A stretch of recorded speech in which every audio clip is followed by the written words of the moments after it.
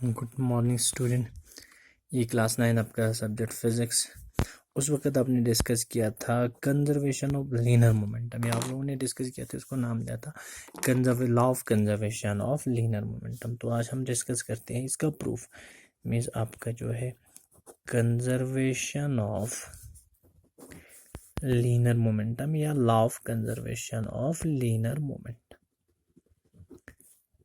उस वक्त आप लोगों ने डिस्कस किया था law of conservation of linear momentum में, जब एक बॉडी दूसरे बॉडी के ऊपर एक्ट करेगा तो उसका जो है टोटल मोमेंटम हमेशा क्या रहेगा, कंजर्व रहेगा तो सिस्टम का। तो हम देखते हैं इसको प्रूफ करते हैं। उस वक्त हमने डिस्कस किया था m1u1 जो है आप लोगों का प्लस m2u2 आप लोगों का इनिशियल मोमेंटम जो है टोटल, वो आप लोगों का फाइनल मोमेंटम के बराबर आना चाहिए m1v1 प्लस m2v2। ठीक है, अब हम देखते हैं यहाँ पर इसको प्रूफ करने के लिए। कंसीडर टू ऑब्जेक्ट, हमारे पास दो ऑब्जेक्ट है, ठीक है ना, या दो बॉडी है ए एंड बी। हमारे पास दो ऑब्जेक्ट है, एक का नाम है ए, दूसरे का नाम है B. Having masses m1 m2 m1 and m2। Body A का मास जो है m1 है और बॉडी बी का मास है m2 है। ठीक है, moving with initial velocities u1 and u2।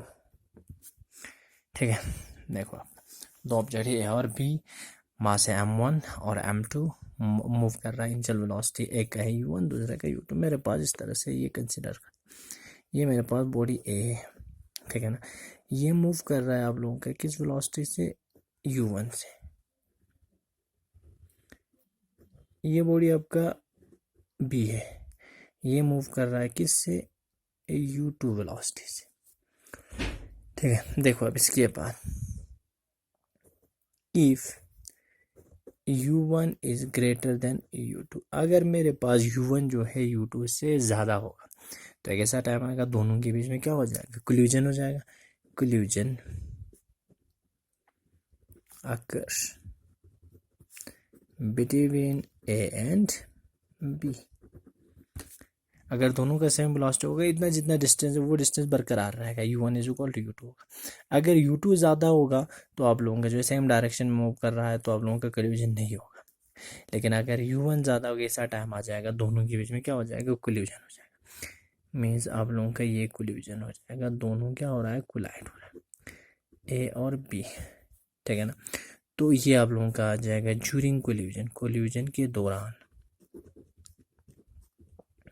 ये आप लोगों का क्या आएगा, बिफोर कोलिजन। तो जो है इसके बाद बॉडी ए में कहूँगा इस टाइप का बनेगा बॉडी ए, इसका शेप चेंज हो जाएगा, मास में तो कोई चेंजिंग नहीं आएगा। तो ये आप लोगों का m1 रहेगा और ये m2। तो यहाँ पर भी इसमें मास में कोई चेंजिंग नहीं है, लेकिन इसका वेलोसिटी अब चेंज होगा v1। ठीक है, तो आप लोगों का सेकंड बॉडी है ये वाला बॉडी बी, इसका है m2, इसका वेलोसिटी भी चेंज होगा v2। ठीक, तो इस तरह से इसका वेलोसिटी आप लोगों का चेंज हो जाएगा। ये आप लोगों का बिफोर कोलिजन या after collision.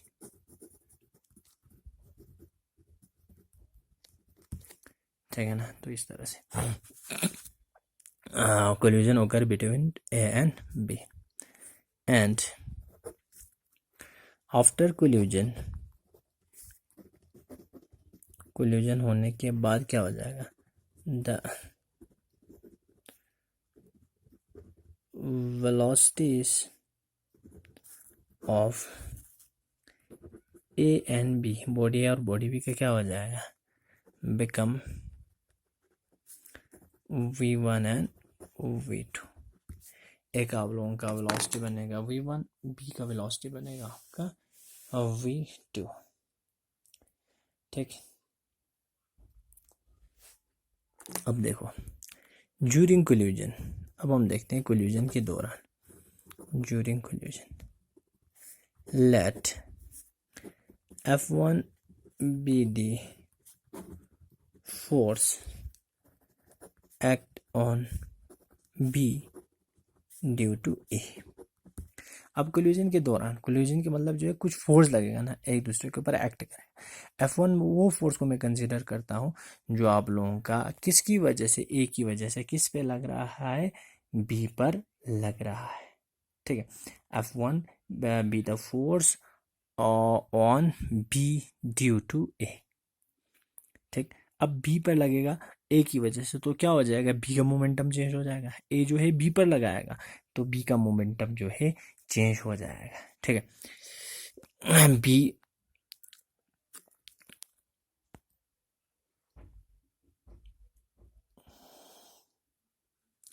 then its velocity become u2 to v2। पहले आपका क्या था, u2 था ना, अब जो है अब F1 फोर्स लग गया बी पर, किसकी वजह से, ए की वजह से, इसकी वजह से इसका जो है वेलोसिटी भी आपका क्या हो जाएगा, चेंज हो जाएगा। u2 से पहले था आप क्या बनेगा, v2 बनेगा। ठीक, देयरफॉर तो आपका A2 एक्सेलरेशन क्या बनेगा, आपका A2 का वैल्यू क्या बनेगा, v2 minus u2 divided by t। Acceleration क्या होता है, change in velocity. Final velocity क्या है, v2। इनिशियल वेलोसिटी क्या है आप लोगों का, u2। और आप लोगों का t जो है ड्यूरिंग कोलिजन जो है आप लोगों का टाइम है। ठीक, इस इक्वेशन को आप लोग इक्वेशन फर्स्ट मान लेना। सिमिलरली अब हम देखते हैं and F2 be the force on body A due to B। अब सिमिलरली आप लोगों का F2 जो है वो फोर्स है जो आप लोगों के किस पे लग रहा है, बॉडी A पर लग रहा है, किसकी वजह से, बॉडी B की वजह से। ठीक है, देन इट्स वेलोसिटी बिकम, तो इसके भी ए के भी वेलोसिटी चेंज हो जाएगा। पहले क्या था, u2 था, u2 से अब क्या बनेगा, अब u1 से क्या बनेगा, आपका v1 बन जाएगा। ठीक है, देयरफॉर a1 आप लोगों का इसका एक्सेलरेशन क्या बनेगा, v1 minus u1 divided by t। तो ये बनेगा इसका सेकंड इक्वेशन ऑफ सेकंड है आप लोगों का इक्वेशन। ठीक है, a1 और a2 का वैल्यू आ गया। ठीक, अब हम देखते हैं फोर्स का वैल्यू। ठीक है ना, F2 का वैल्यू आप लोग अब मानेंगे, F2 का वैल्यू क्या हो जाएगा ये हम देखते हैं, और इसी तरह से F1 का वैल्यू क्या होगा वो भी हम देखते हैं। ठीक है, ठीक है, तो ये दोनों आ गया आप लोगों का A2 और A1 का वैल्यू। अब मुझे निकालना है आप लोगों का F1 कौन सा फोर्स है आप लोगों का जो है बॉडी बी पर लग रहा है, किसकी वजह से, बॉडी ए की वजह से। तो आप लोगों का बी का मोमेंटम जो है चेंज होगा, तो आप लोगों का m2 इंटू, ठीक है ना, तो आप लोगों का क्या बनेगा, v2 minus u2 divided by t। देखो आपका ये क्या यूज़ किया मैंने, F इज इक्वल टू मैंने यूज़ किया ma मैंने यूज़ किया। ठीक है ना, विकास करके ये भी लिख सकते हैं। फोर्स क्या होता है, मास इनटू एक्सेलरेशन। तो एक्सेलरेशन तो मुझे पता है, मतलब मेरा कहने का मतलब जो है F1 का वैल्यू होना चाहिए आप लोगों का m2 into we A2, m2 into A2 का वैल्यू आ गया था आप लोग का। ठीक है ना, तो ये F1 का वैल्यू बनेगा। सिमिलरली F2 का वैल्यू क्या बनेगा, आपका F2 का वैल्यू बनेगा force on A due to B। तो आपका क्या हो जाएगा, ए का जो है मोमेंटम जो है चेंज हो जाएगा ना। ठीक है, तो F1 इज इक्वल टू आप लोगों का ये बनेगा और F2 का वैल्यू ये बन जाएगा। ठीक है, लेकिन न्यूटन थर्ड लॉ क्या कहता है, अकॉर्डिंग टू न्यूटन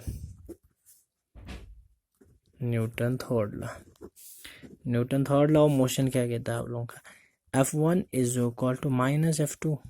ये कहता है ना, force are equal but direction are opposite. तो आप लोगों का F1 इज इक्वल टू क्या बनेगा, माइनस F2 बनेगा। तो अब इसमें वैल्यू पुट करते हैं, F1 is equal to minus F2 आप लोग वैल्यू पुट करते हैं। ठीक है, तो ये वैल्यू पुट करने के लिए हम जो है अलग वीडियो बनाएंगे। ठीक है, यहाँ पर आप लोगों का 10 मिनट खत्म हो जाता है। ठीक है, तो हम जो है अगला जो है वीडियो में आपका कंटिन्यू करते हैं, इसी के बाद आप लोगों का वीडियो कंटिन्यू करते हैं इसके बाद। ठीक है।